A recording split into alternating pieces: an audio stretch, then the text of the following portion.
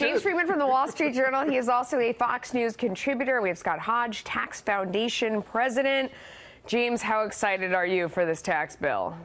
Very excited. It just got 20% bigger. We thought it was looking like a very good plan for growth, and now it looks like both the House and Senate on board with getting rid of the Obamacare individual mandate, which allows them to cut more. So good news. Yeah. Scott, what's your take?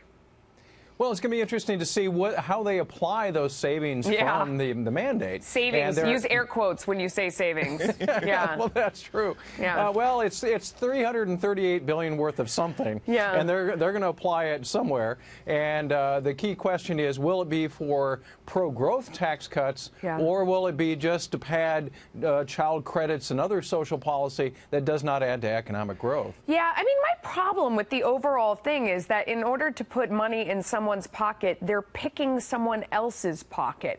And these swamp creatures have specifically written the rules, so it's against the rules for them to trim their own spending in order to, quote, pay for it. I mean, that just drives me crazy, James.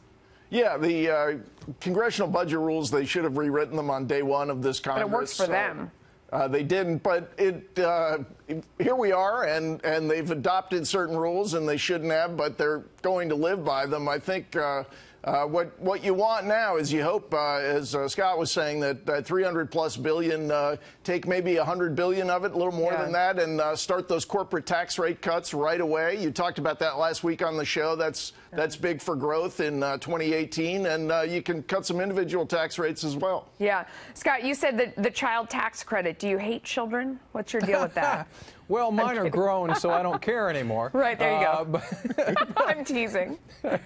But child tax credits are great for social policy, but they're bad for economics.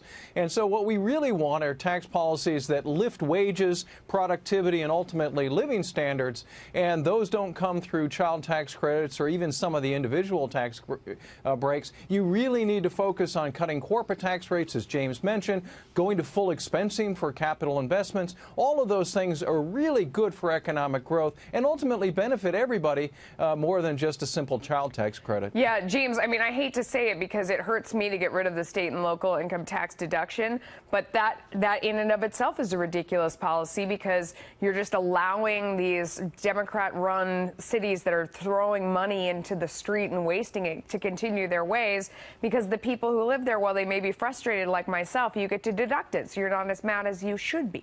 Yeah, that deduction doesn't do anything for growth, probably moves in the opposite direction. And let's face it, the people of New Jersey and the city of New York voted overwhelmingly to raise taxes within the last few weeks. So if they're not for tax reform, why should people from other states be for it?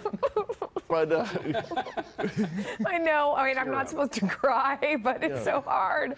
Well, I don't know. Okay, Scott, I'll give you the last word. What do you think happens from here? What do you think the plan smushed together into one looks like?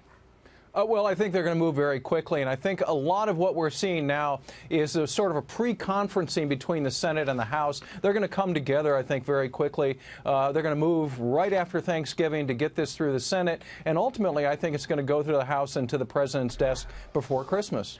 Okay.